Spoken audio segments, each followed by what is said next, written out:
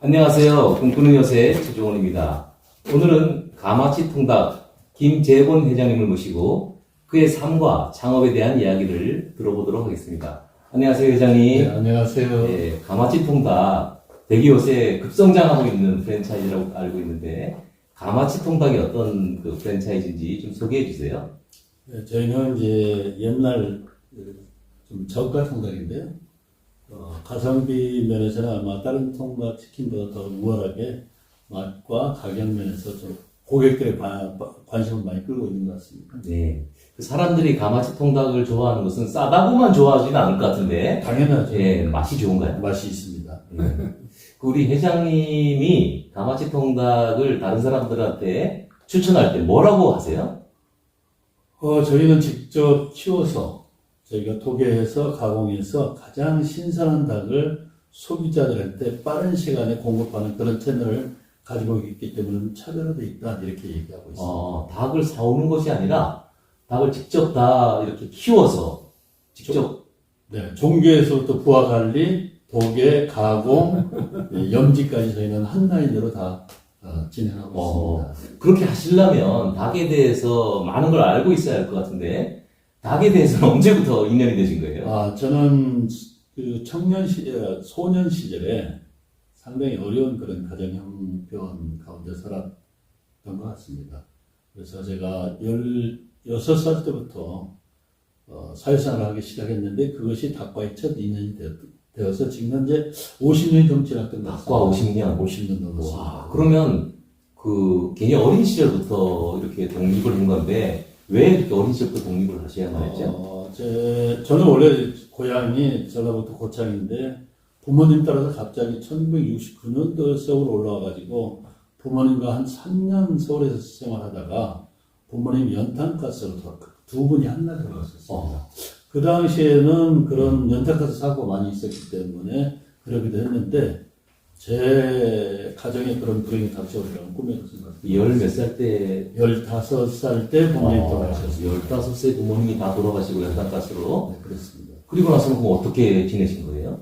동생들, 저희는 이제 사남매가 있었는데, 동생들 다 뿔뿔이 흩어지고, 저 혼자 서울에서 자취 생활하고 있다가, 동생들하고 같이 살아야 되겠다는 그런 생각에, 제가 남대문 시장에서 닭가게 취업해서 첫, 닭과의 인연이 되어서 사회생활이 거기서부터 출발을 했습니다. 그러면 이제 서울로 올라와서 남대문 시장에 닭가게에 취직해서 그 닭을 튀기면서 이렇게 배운 거네요? 그 당시에는 이제 도계법이 우리나라에 들어오지 않았기 때문에 사람이 새벽에 일어나서 닭을 손으로 잡았을 그런 때였습니다.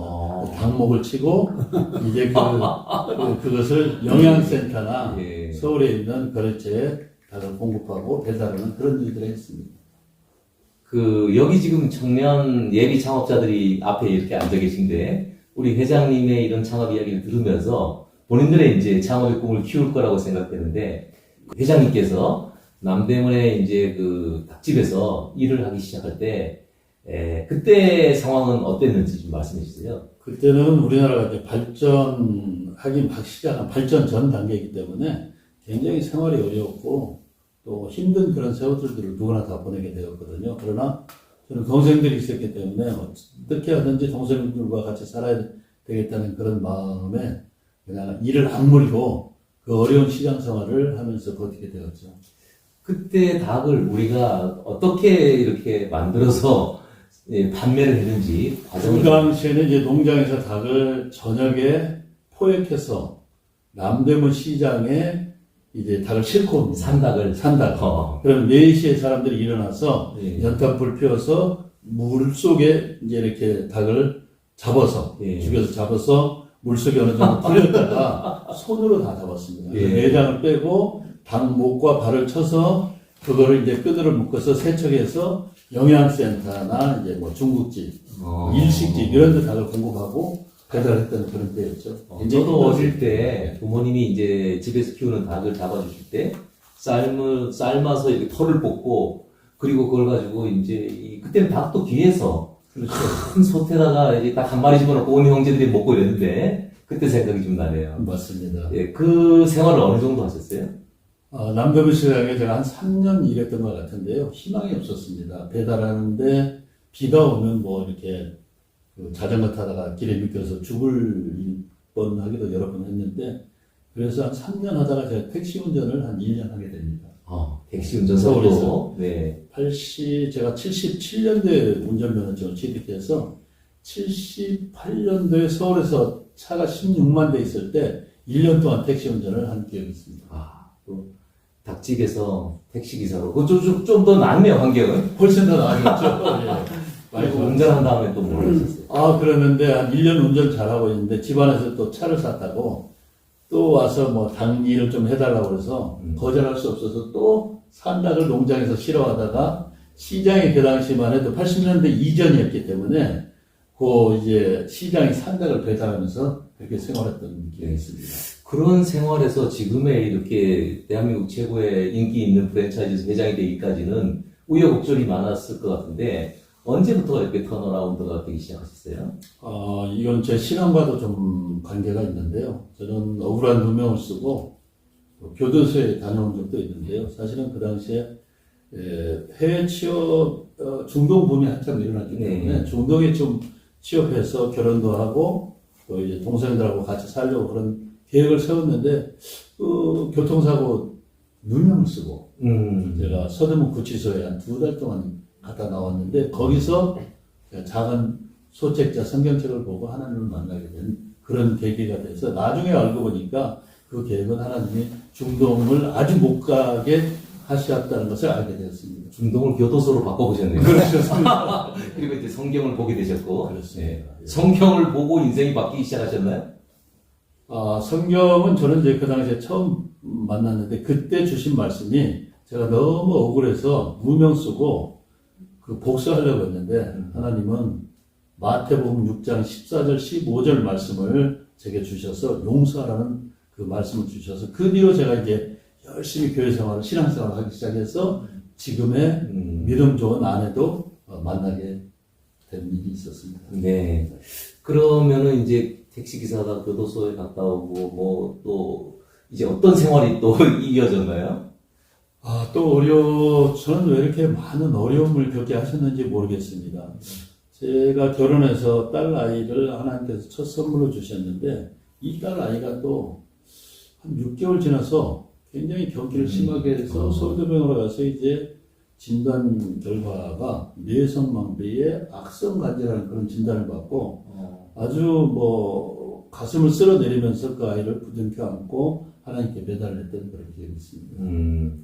그러면은 이제 그런 아픈 과정을 딛고 사업은 언제부터 하게 되신 거예요? 네, 사업은 제가 결혼하고 나서 1년 후에 이 닭 일을 계속 했는데 너무 힘들고 고생스러워서 버스 운전 면허증을 가지고 버스 운전을 좀 하려고 했는데 집안 육촌 형수가 삼촌 그냥 여기서 장사하면서 우리를 좀 돌봐달라고 붙잡는 바람에 그때 형수를 통해서 이제 닭을 한 100마리 파는 그런 영양센터 아니면 치킨센터에 닭을 공급하는 이제 그런 자영업을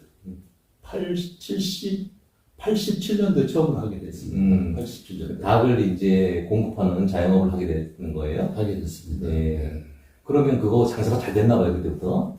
열심히 했죠. 닭을 100마리 파던 데인데 하여튼 열심히 했습니다. 그래서 그게 900마리 팔리고 또 1000마리 팔리고 10,000마리 팔리고 15,000마리 팔리고 서울 시내에서 가장 많은 닭을 제가 개인적으로 팔았던 시절이 그때 90년대 초인 걸로 기억이 납니다. 닭을 주로 어디다 팔으셨던 거예요? 전국에 있는 그러니까 저는 대상이기 때문에 중상들한테 공급을 했고 또 그 중상들은 그 닭을 갖다가 치킨집이나 이런 데 공급하는 이런 일들을 했는데 저는 이제 도매상을 했던 것이죠. 네. 그래서 이제 그때 제가 이제 대상이 됐는데 M사 또 H사 이런 큰 회사들이 생겨나기 시작하면서 자영업자 하는 사람들이 또 위기의식을 갖게 돼서 10사람이 모여서 회사를 하나 만들었습니다. 네. 그래서 회사를 만들어서 회사가 성장하고 저는 또 이제 도계장을 운영할 수 있는 기회가 돼서 충주에 있는 공장을 하나 인수해서 또 제가 도계장을 이제 하기 시작했습니다. 가마치 통닭은 제가 전혀 하려고 생각지 않았는데 제가 마니커에서 한 6, 7년도 근무를 하게 된 일이 있었는데, 이제, 양계 사업을 좀 하려고 충주 한 10,000평 정도의 양계장을 만들어서, 양계 사업을 하면서 뭐, 이렇게 좀 선교 활동도 좀 하려고 이렇게 마음을 했는데, 그게 마음과 뜻대로 되지 않았어요. 그래서 1년 동안 기도하게 됐는데, 전혀 생각지 않는 김포에 있는 친구로부터 전화가 와서, 우리 도계장을 좀 운영을 해달라 이런 부탁을 받고 마침 저도 기도하고 놀고 있었는데 그 친구를 찾아가게 된 것이 가마치 통닭을 우연하게 또 제 사업 프랜차이즈 사업을 하게 된 동기가 됩니다. 네. 가마치 통닭이 그러니까 시작한 것은 언제예요? 2016년도 6월 달에 처음으로 시작했습니다. 그럼 채 10년이 안 됐는데. 8년 됐습니다, 현재. 근데 이게 어떻게 이렇게 클 수가 있었어요?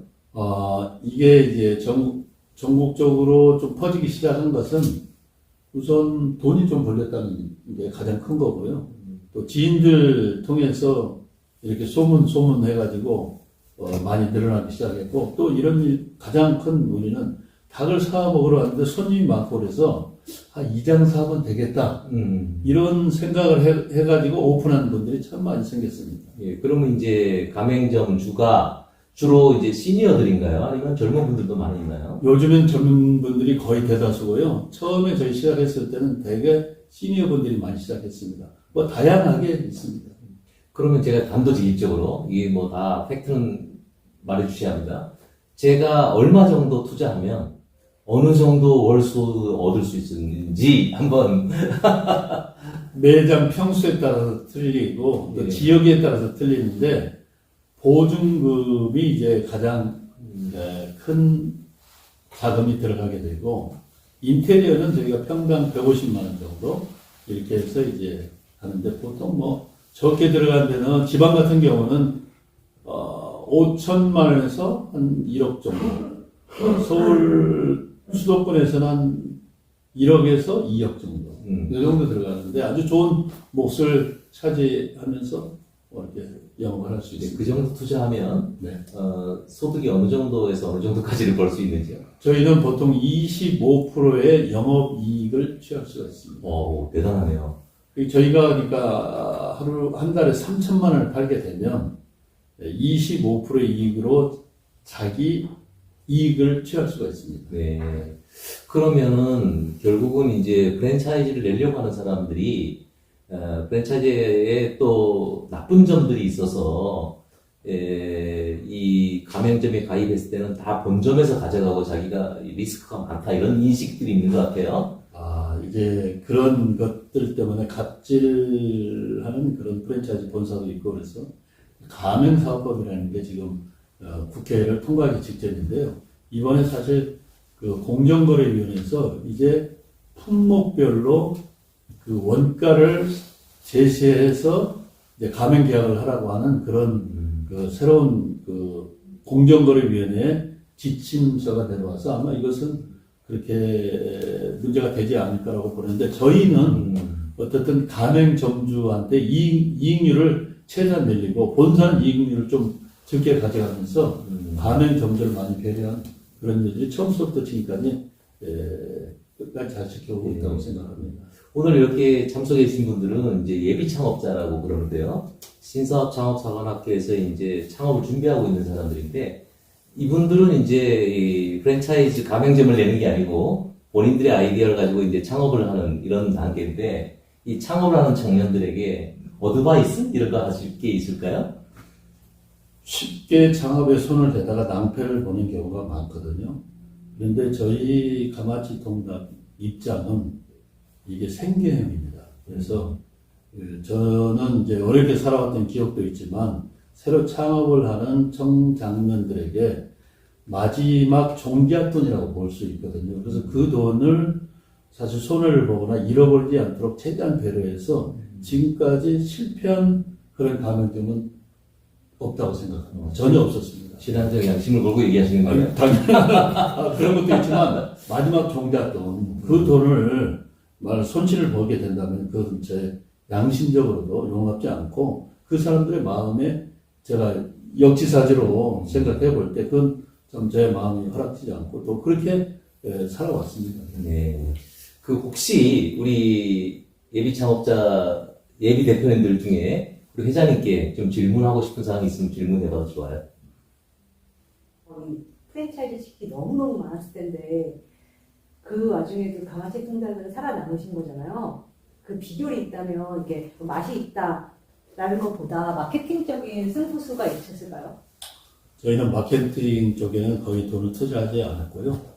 우선 소비자들이 계속 재구매를 할 수 있도록 맛과 가격의 부분들을 많이 신경을 썼고 기본적입니다, 이거. 그리고 하나는 저희는 매장 개발을 하는데 굉장히 심혈을 기울여서 마지막 결정은 본사가 합니다. 그래서 그분이 실패하지 않고 수익을 창출할 수 있는 좋은 몫을 저희가 선정을 해주고요. 그리고 소비자들이 재구매가 돼야 되잖아요. 근데 맛이 없으면 재구매가 아무리 싸도 되지 않습니다. 근데 100분을 이렇게 제가 얘기를 들어도 제 앞에서 그럴 수 있는데 그렇지 않는 분들이 다 드셔보신 분들이 맛없다는 얘기를 한 번도 들어본 적이 기억이 없는데 실제 매일 한 마리를 1년 360을 사가신다는 그런 분들이 매장에 많이 있다는 것을 제가 들었습니다. 그래서 재구매가 된다는 것은 맛이 있으니까 계속 구매를 한다라고 저는 그렇게 생각하기 때문에 실패 확률은 거의 없다고 저는 자신 있게 말씀드릴 수 있습니다. 이 강아지 통닭이 바로 근처에 있는가 봐요. 우리 이거 끝내고 한번 통닭 먹고 갈까? 바로 여기 근처에 역삼점에 있습니다. 예, 또 질문 한번. 저 좋은 질문 감사해요. 네. 예. 혹시 이제 사업을 하시다 보면은 자금 때문에 힘드신 경우가 많이 있으실 것 같은데 그때 물론 이제 어떻게 자금을 확보하는 것도 중요하겠지만 어떤 마음가짐이라든지 아니면 이제 어떤 방법으로 하는 게 여태까지 해왔던 방법상 가장 좋았다라는 그런 게 있으실까요? 사업을 하려면 기본적으로 자본이 있어야 되잖아요. 그리고 기술도 있어야 되고 거기에 대한 지식도 있어야 되고 가장 중요한 건 사람의 마음입니다. 어떤 마음 자세를 가지고 그 사업을 하려고 하느냐 이게 가장 저는 키포인트라고 생각하고요. 그런 열정과 그런 자신감만 있다면 사업의 실패 확률은 거의 없다고 봅니다. 그리고 저는 청장년들에게 어떤 요즘 직장 구하기도 힘들고 또 직장 들어가도 충분한 페이를 받지 못해서 고민하고 생활이 안 되는 이런 분들에게 어떻게든지 좀 도움을 줄까 이런 생각을 많이 했거든요. 그래서 도와주는 것이 하나 있다면 그분에게 위탁 경영을 할 수도 있고 그런 분에게 또 하나는 보증금만 가지고 있어서 자기가 가게를 내 명예로 할 수 있다면 그 나머지 부대 비용, 인테리어 비용이라든가 집기 비용이라든가 이런 비용은 분할 상환해서 충분히 은행권이나 이런 데에서 우리가 지원해 드릴 수 있는 그런 것까지는 저희가 다 준비가 돼 있어서 큰 돈 안 들이고도 창업하는데 어려움 없이 할 수 있다고 저는 생각을 합니다. 예, 오늘 우리 그 회장님과 만나서 우리 꿈꾸는 여세에 대한 이야기를 나누었는데요. 우리 회장님께서도 흔쾌히 또 우리 꿈꾸는 여세에 오셔서 여러 또 우리 중장년 이 프랜차이즈를 여시는 경우에 도움을 주시겠다고 이런 말씀을 하셨어요. 이제 꿈꾸는 여세에서 우리 회장님의 강의도 들을 수 있고 또 상담도 할 수 있는 이런 기회가 있다고 보는데요. 이 프로가 꿈터뷰예요. 우리 회장님 그렇게 해서 지금 돈을 버시고 사업을 키우셨는데 남은 인생 우리 회장님의 꿈은 뭘까요? 네, 저는 지금도 꿈을 꾸고 있는 것 같고요. 요셉에게 하나님이 그렇게 고난을 주신 이유에도 요셉은 꿈을 잃어버리지 않고 하나님을 의지해서 성공을 했잖아요, 결국. 저도 하나님께서 이렇게 여기까지 성장하게 해주신 데는 반드시 이유가 있고 또 저에 대한 어떤 계획이 있다고 생각합니다. 그래서 저는 4년 후면 경영 일선에서 은퇴하려고 합니다. 그래서 그동안 벌어놨던 돈을 가지고 우선 장애인 사역을 제가 하려고 마음먹고 있고 장애인은 왜 이 사역을 하려면 제 큰딸이 장애인이기 때문에 장애인 사역 한 10명 정도로 우선 시작하자. 그래서 그들이 갈 때가 마땅치 않습니다. 그래서 키우기가 어려운데 그들에게 생활비를 100% 지원하자. 그래서 그 장애인 사역이 하나 있고요.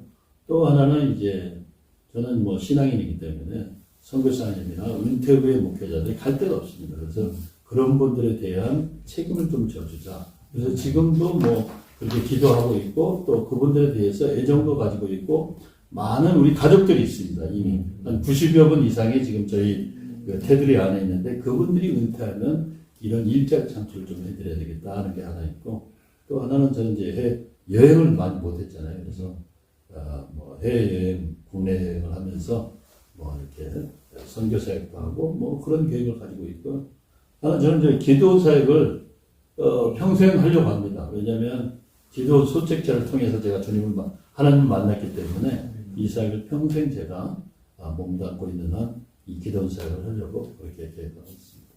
예, 오늘 이렇게 어떤 분의 소개로 우리 회장님이 우리 센터를 방문하셔서 처음 인사를 나눴는데 갑자기 제가 인터뷰를 이렇게 요청을 했어요. 인터뷰에 응해주셔서 감사하고요. 이제 앞으로 우리 꿈꾸는 요새 나오시는 여러 우리 시니어 분들 또 우리 청년분들한테 꿈과 희망을 주는 이런 일들을 같이 하셨으면 좋겠어요. 또 보니까 회장님 돈도 있고 좋은 일도 하시고자 하니까 저 같이 좀 끼워서 같이 좀 하게 해주시면 좋겠네요. 조금이라도 제가 보탬이 되고 도움이 된다면 뭐 거절하지 않겠습니다. 예. 자, 그럼 마지막으로 우리 가마치 통닭 화이팅 한번 할까요? 좋습니다. 네. 가마치 통닭 화이팅! 오, 여러분들이 화이팅 하셨네요.